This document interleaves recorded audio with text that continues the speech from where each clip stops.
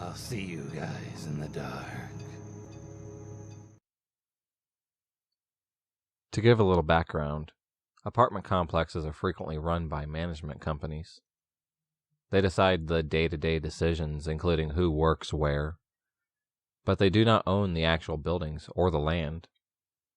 So it's also pretty common for complexes to switch management companies. Since you work for the management company and not the owner, if your company gets fired, you too are typically fired. This is what more or less happened to me. One day I worked for a company, and then the next day I went in and was told the company was fired. We like you, so if you want to stay, you now work for us. It sucked, but it was better than being outright fired. At the company, my boss was a guy named John. John was an older guy, about in his 60s, with a very used car salesman vibe about him. He was always friendly and polite, but it was noticeably fake. He would come in almost every day to observe and train us, always talking down to us like children. Part of his training was instructing us to lie to residents if it meant they'd sign a lease. Promise them anything they want if it means they sign the lease. As long as you don't put the promise in writing, we don't have to give them anything. He called all of us sweetheart, and almost every day he'd ask all of us women out for drinks. It was the same thing every single day. He'd tell us we deserved a treat and would offer to take us out for drinks. We'd decline. He'd then say lunch. Again, we'd decline. And then he'd say he would get us dinner. Again, we all said no, that we typically ate dinner with our boyfriends or husbands. It got to the point that we'd tell him it was a bad idea to be drinking in the middle of the workday, and that his constant asking was inappropriate.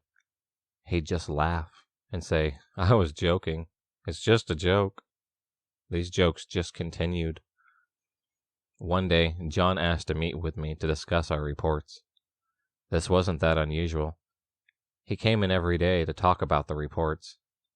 What was a bit strange was that he specifically scheduled the meeting and at a time I would be working alone. When he showed up, he closed the office door and sat next to me at the desk. He didn't ask anything about the reports, instead making weird small talk with me. He asked about my family and suggested my father sounded like an alcoholic and suggested I must have daddy issues. He then told me about his own alcohol issues and referred to himself as a recovered alcoholic, something I found very strange, considering he constantly wanted to take us out for drinks.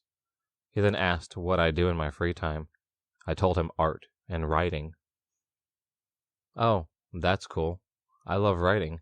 What kind of stories do you do?" "It's kind of weird, but mostly fan fiction, based off of comic books." "Oh, you should bring it in tomorrow so I can read it." "No, I don't think so. The only person I let read my fan fiction is my cousin. I'm not comfortable sharing it with just anyone." "You'll bring it in if you don't want to get fired." I was shocked with this. I didn't know what to say in response to that. He continued, "You and I have a lot in common. We're alike, and that's why I like you. Not like Sarah. She works out too much. Her body is too muscular and tight. It just really doesn't fit with our company culture. Sarah is one of our best employees. Yeah, she works out a lot, but that's what she likes to do with her free time. Well, we're firing her, and you better not tell her, unless you want to get fired too." From this, he segued into the actual purpose of the meeting, the reports. He bent over my shoulder to look at the papers while I explained to him that not much had changed since the day before. The apartments were getting rented, and we were on schedule. "Good. That's very good," he said. He began to stroke the bare skin of my shoulder. "You are a good girl. Good girl." I thought my skin was going to rot and fall off. I just couldn't believe he'd actually touched me. After he left, I texted my coworkers, warning them of the touch, but afraid to tell them what he'd said. I also called my boss from my old company, begging she rehire at one of the complexes they still managed. Thankfully, she did that for me. I wish I could say this was my last dealing with John. Unfortunately, the same situation repeated itself at another complex I was working at about a year later. I came in one day to the news. Is the company management. They'd like to keep you. Again, I was faced with the reality that John was my boss. This time, John wasn't nearly as hands-on. He only came in 3 times before the company fired me. The first time was on my first day with the company. He came in to do our hire paperwork with someone from HR. He tried to deny knowing me, making a point to say, "Oh, no, I've never met this woman before in my life. I would definitely remember if I ever worked with her." He then slipped up later in the conversation, revealing something he could only know about me if he in fact already knew me. The second time was on a day that I knew leasing agents were hiring. He came in for her training, which was just her sitting and reading the employee handbook while he awkwardly sat in silence. Then, just barely above a whisper in a mocking voice, Taya thought she could get away from me. She was wrong. The last time was when he snuck up on me in the model. I turned around, and there he was. I was painfully aware of how trapped I was as he blocked me into a corner. Thankfully, the maintenance man saw him follow me into the model, and happened to walk in before he could do anything. As I previously mentioned, Company B fired me, so John was gone after that. I still have to see him sometimes at regional events, like training and trade shows. I'm lucky nothing too serious ever happened, but as time goes on, the worse I feel about it. I was so miserable at the time, and constantly afraid I was going to get fired if I didn't do what he said. It just really sucked. I'm from a very small town, and it's very industrial. Lots of factories. The summer after my first year of university, I needed a summer job, and the one I had before didn't work out, so I needed to find a new one now. Being a town full of factories, they were always hiring summer students because they were so desperate for line workers. A friend of mine worked there the summer before and was planning to work there again that summer, so she said I should apply. I thought, why not? It was super good money for a student, and I don't mind hard physical work. So summer comes around, and I get the job. Luckily, I end up working in the same department as my friend, so we got to spend our breaks and lunch together in the break zone. Now, pretty well everyone on my line and in the department is generally men. Most are middle-aged or older. At the time, I was 18 and very naive. All my other jobs were bartending and waitressing, so I was used to working with girls. Most of the guys were nice to me, but didn't have any bad intentions, except for one guy, who I will call Nate. Nate was around 40 years old and had a wife and young daughter. He worked right beside me on the line and began talking to me since day one. He had a super thick accent, so sometimes I couldn't make out what he was saying.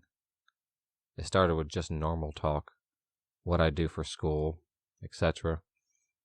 He found out I was playing a high level of soccer, which ended up being the same club that his daughter played for. We actually had the same coach and everything. So Friday after work, I would have practice, and his daughter's team would also practice on the field beside us, so we saw a lot of each other. When he first found this out, he could say things like, "Oi, I really like girls who play soccer." A couple of weeks passed, working in the factory, and contrary to what everyone had warned me about, I actually didn't mind it. The shifts were super long, and night shifts were even longer, but it wasn't that bad. Then Nate started to get more comfortable with me. He started to touch my shoulder every time I'd reach over to get a part from the rack. We also had to mark these parts with a marker, and he'd put dots on my shirt every time I reached over. I was really, really stupid and naive at this time, and I didn't think anything of it at all. One week, I dyed my hair blonde and came into work, and he was the first to comment. Wow, I love the girls with blonde hair. At this point, I just laughed everything off and didn't respond to him. He continued with the whole dotting my shirt with the marker thing and everything making creepy comments towards me. A couple of guys started noticing his behavior towards me and would warn me how he would hit on a lot of the new girls that would come to work and that I should be careful.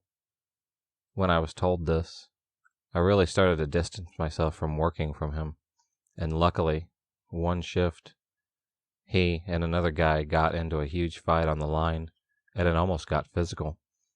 So Nate ended up getting moved to the other end of the line. After about a month, I became pretty good friends with this guy, who I'll call Peter. He was older too, and a scary-looking dude, but had no bad intentions, and would never act creepily towards me. He told me that he noticed what Nate was doing towards me, and how it was really gross. Well, the next day I came to work, and Nate was back in his old position. Great, I thought. The same shit started to happen. I ended up going to the bathroom sometime during the shift, and had to get a little TL to cover me. When I came back, Nate was weirdly quiet, like wouldn't even look in my direction. Turns out, when I had gone to the bathroom, Peter ended up telling him to screw off and leave me alone, or they would have a problem. I ended up working in the same factory for the next 2 summers after that, and luckily, shortly into my second summer, Nate quit the factory for Uber full-time, so I never saw him again. Peter was pretty much my bodyguard, and everyone knew not to mess with me. This is my first summer not going back, and I can't say I'm too upset. I could write so many stories of my time working here.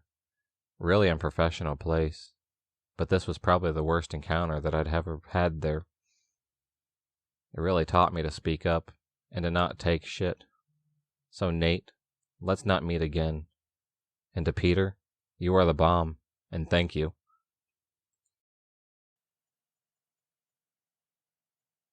I was working in a large assisted living facility for a few years. I absolutely loved my job. I worked with the elderly mostly, but I had become one highly requested assistant and got moved around to the dementia ward, the short-term mental rehab ward, the stroke ward, all over the place. Being a people person, I loved it. I like going the extra mile in my job and getting to know my patients and their families on a more personal level. I felt like it made me a better CNA. It wasn't uncommon for me to be assigned to the more difficult patients because I could typically handle them with no problem. It was a regular day. My charge nurse had mentioned that we would be getting a few more admits, and I didn't think much of it. Everything went routinely, and we got them all settled into their rooms and stuff. One patient in particular was already being a handful and tried to escape a few times, so we needed to move him to the secured unit. I could hear him yelling and cussing everyone out, telling them they were idiots and that it was unnecessary to be doing all this. A few of the nurses suggested that I try to go calm him down, so of course I said yes.